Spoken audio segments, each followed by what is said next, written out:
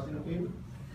And to tell the truth about the infant industrial protection argument, there is one word. I speak to the audience, not only you. There is one word, one powerful word, one strong word that differs, that separates between failed infant industry and successful infant industry.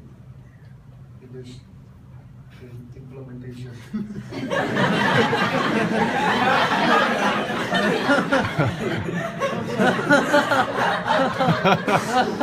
Well, that's more in But the truth is that there are so many successful stories of infant industrial protection.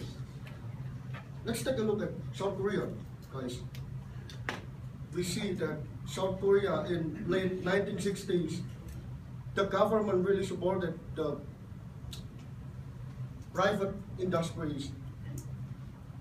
Let me try to tell you first that infant industry protection based on Frederick List. Of course, we know that Frederick List is not my grandfather or not my grandfather of grandfather. He said that infant industry protection should be temporary, targeted, and not excessive. Now we're talking about temporary first.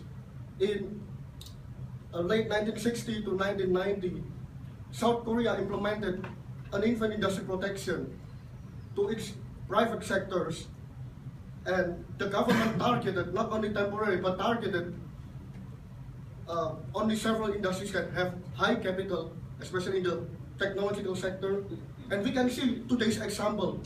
We can see Samsung, one of the world's leading semiconductors in the world. That is an example of successful infant industry protection. Take a look into several televisions, several handphones that you use right now. It is Samsung protection. And I would like to give Bruna the opportunity to talk about another example of infant industry protection related with the implementation of. So another successful example about protection of infant industry is about Indonesia.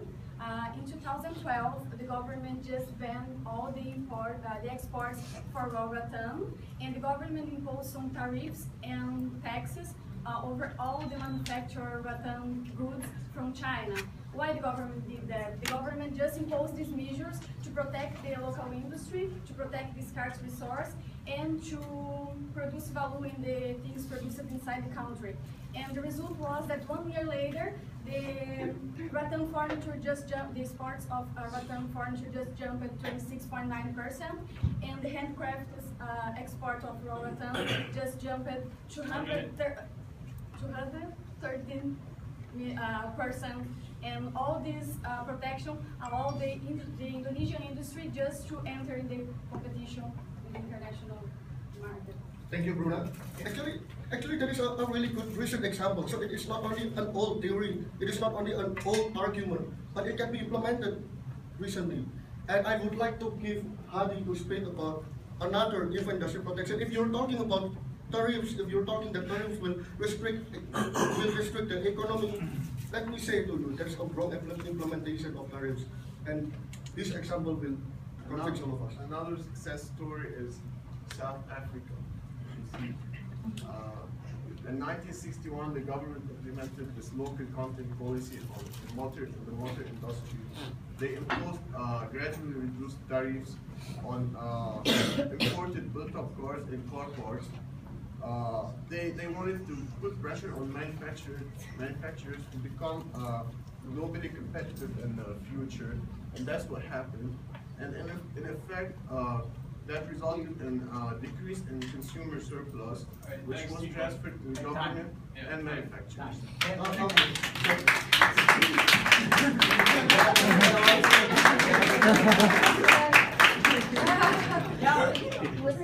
All right, thank you very much, Team 1. You guys posed some very, very valid points, but you didn't ask us any questions, and we have questions for you. First of all, if anyone watched Finding Nemo, you know the two characters that they displayed didn't die. Dory and the other fish in front, but it was a good picture. Anyways, I have this question for this team. As we were doing our research, we saw a very strong correlation between, no, wrong question, that's someone else's question. With the restriction of protection of infant industries, there's always a risk of retaliation. Now, as the world is becoming more and more globalized, a lot of countries are trading with each other, a lot of players are entering the market. The restriction of an industry causes high import tax and a risk of retaliation. For you guys who are for the protection of an industry, how then do you explain that huge risk where after some time, your country cannot export the product and you cannot sell locally because the quality is not good enough? How would you combat that? It's 3 minutes, so they can't go back. Okay, that's one. We have. So you can answer the question. I will answer.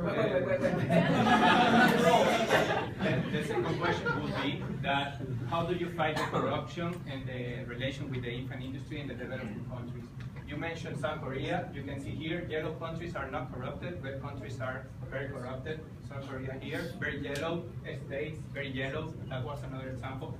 United Kingdom and other yellow countries. And these ones are not developing, they're already developed. The developing countries are here, here, and here.